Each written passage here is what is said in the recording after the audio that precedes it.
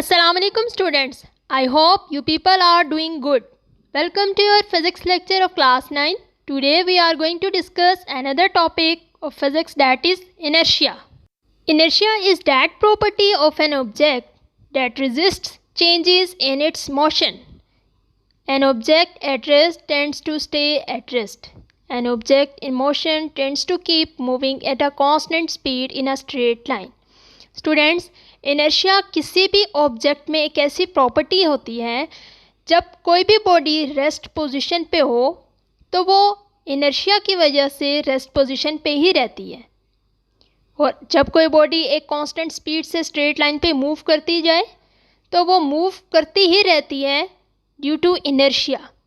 तो ये किसी भी ऑब्जेक्ट में एक ऐसी प्रॉपर्टी है, जो ऑब्जेक्ट अगर मूव कर रहा है तो वो कंटिन्यूसली मूव करता रहेगा due to property of inertia. और अगर कोई बॉडी रेस्ट पोजीशन पे है तो वो रेस्ट पोजीशन पे ही रहेगा अनटिल अनलेस जब तक उस पर एक्सटर्नल फोर्स अप्लाइड ना की जाए.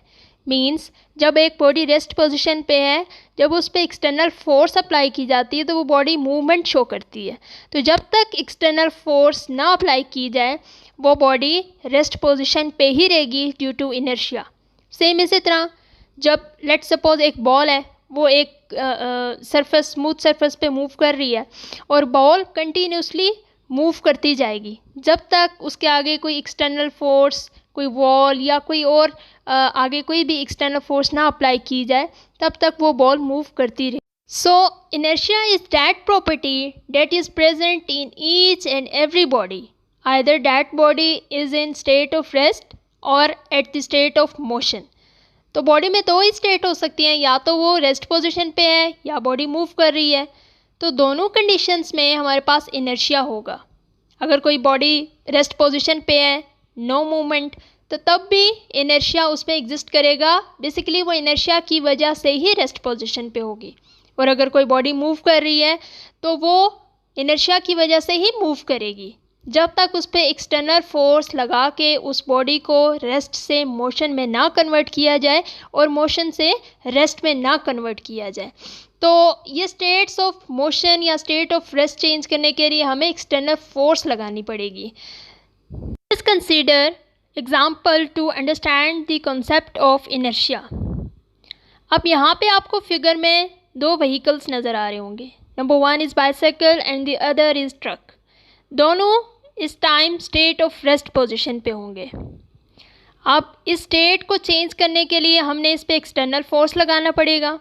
अब वो जो रेस्ट पोजीशन में थे वो इनर्शिया की वजह से रेस्ट पोजीशन पे थे, और जब हमने एक्सटर्नल फोर्स लगाना चाहिए तो हमने जब साइकिल पे फोर्स लगाई तो वो रेस्ट पोजीशन से मूवमेंट पोजीशन मींस मोशन में कन्वर्ट हो गई. ऑन द अदर हैंड जब हम ट्रक पे फोर्स लगाएंगे तो ट्रक मूव नहीं करेगा, वो अपनी स्टेट चेंज नहीं करेगा. तो स्टूडेंट्स, हमने तो ये पढ़ा है कि इनर्शिया एक ऐसी प्रॉपर्टी है जो किसी भी बॉडी को रेस्ट पोजीशन पे अगर वो है तो रेस्ट में रहने देती है, और अगर मोशन में है तो वो मोशन में ही बॉडी मूव करती है जब तक उस पर एक्सटर्नल फोर्स ना लगाई जाए. तो अब यहाँ पे दोनों केसेस में हमारे पास बाइसाइकिल भी और ट्रक भी रेस्ट पोजीशन पे था. जब इस पर एक्सटर्नल फोर्स लगाई गई तो बाइसाइकिल ने तो मूव किया, उसने अपनी स्टेट चेंज की है, रेस्ट पोजीशन से मोशन पोजीशन में वो कन्वर्ट हो गई, बट ट्रक नहीं हुआ. तो ऐसी क्या वजह है जिसकी वजह से ट्रक जो है उसने मूवमेंट शो नहीं की by applying external force. Students, basically inertia में बॉडी का मास भी कहीं ना कहीं अपना रोल प्ले कर रहा है. मींस मास जो है वो इनर्शिया पे डिपेंड करता है. Mass is directly proportional to inertia. तो अगर बॉडी का मास ज़्यादा है तो ऑटोमेटिकली उसका इनर्शिया भी ज़्यादा होगा.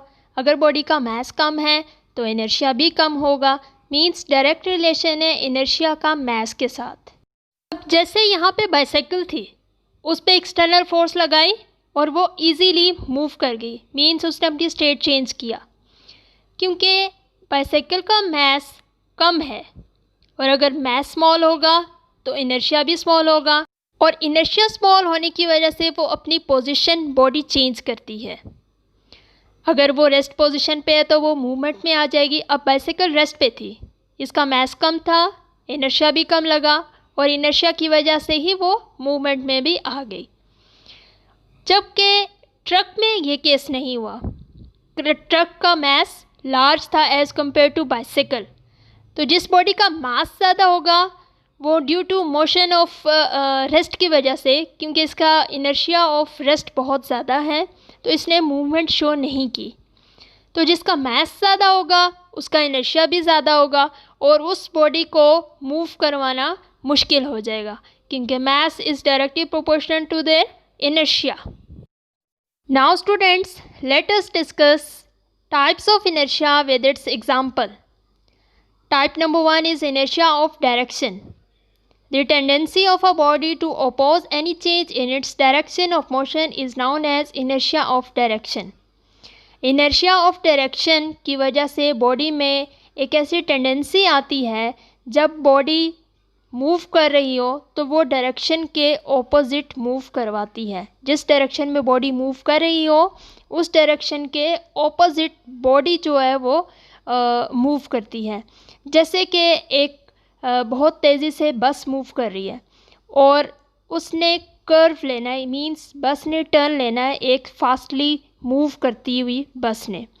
तो अगर वो बस तेज़ी से आ रही है और उसने एक शार्प टर्न लिया है तो जिस डायरेक्शन में वो टर्न लेगी उस डायरेक्शन के ऑपोजिट जो पैसेंजर्स बैठे होंगे उस डायरेक्शन के ऑपोजिट बिहेव करेंगे। लाइक अगर बस ने राइट टर्न लिया है तो पैसेंजर लेफ़्ट मूव कर जाएंगे। अगर बस ने लेफ़्ट मूव किया है, शार्प टर्न लेफ़्ट की तरफ लिया है तो पैसेंजर जो है वो राइट की तरफ मूव कर जाएंगे। तो बेसिकली ये टेंडेंसी है बॉडी में कि वो ऑपोजिट बिहेव करवाती है due to direction of inertia. Practical example है इनर्शिया ऑफ मोशन की। अब बस ने शार्प टर्न लिया लेफ़्ट की तरफ और पैसेंजर आउटवर्ड मूव कर रहे हैं, मींस जिस डायरेक्शन में बस ने टर्न लिया उसके ऑपोजिट डायरेक्शन में पैसेंजर फॉलो हो रहे हैं। तो this is due to inertia of direction. ये टेंडेंसी है बॉडी में कि जिस ऑब्जेक्ट में वो बॉडी मूव कर रही है जब वो डायरेक्शन अपनी चेंज करे तो उस डायरेक्शन के ऑपोजिट बिहेव करे वो body. So this is all that of inertia of direction. Another type of inertia is inertia of motion. ये एक ऐसी टाइप है किसी भी बॉडी में, जब बॉडी मोशन में हो तो कंटिन्यूसली मोशन में रहती है जब तक उस पर एक्सटर्नल फोर्स अप्लाई ना की जाए। तो कोशिश ये करती है ये बॉडी के वो मोशन में ही रहे due to inertia of motion. जैसे लेट्स सपोज आप अगर बस में बैठे हैं और बस ने अचानक से ब्रेक्स अप्लाई किए हैं और बस स्टॉप हो गई है तो पैसेंजर जो बैठे हुए हैं उस बस में वो आगे की तरफ गिरते हैं, मींस फॉरवर्ड की तरफ जो है वो गिरते हैं अगर बस को अचानक से ब्रेक्स अप्लाई की जाए। तो बेसिकली होता क्या है कि जो हमारा लोअर पार्ट है बॉडी का वो तो रेस्ट पोजीशन पे ही रहता है, मींस हमारे फुट हमारी लेग्स जो हैं वो रेस्ट पोजीशन पे ही रहती हैं, जो बस की सरफेस है उसके कांटेक्ट में रहती हैं। पर हमारा अपर पार्ट ऑफ बॉडी जो है वो मूवमेंट में आ जाता है, मींस वो मोशन क्रिएट करता है।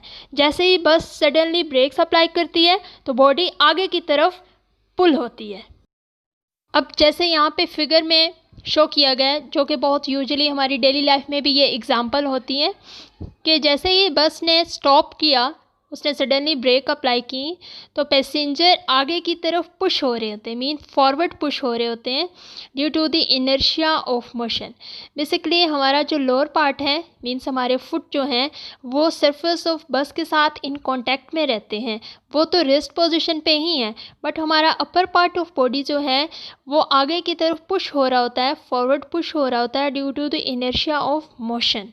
Last and third type of inertia, that is inertia of rest.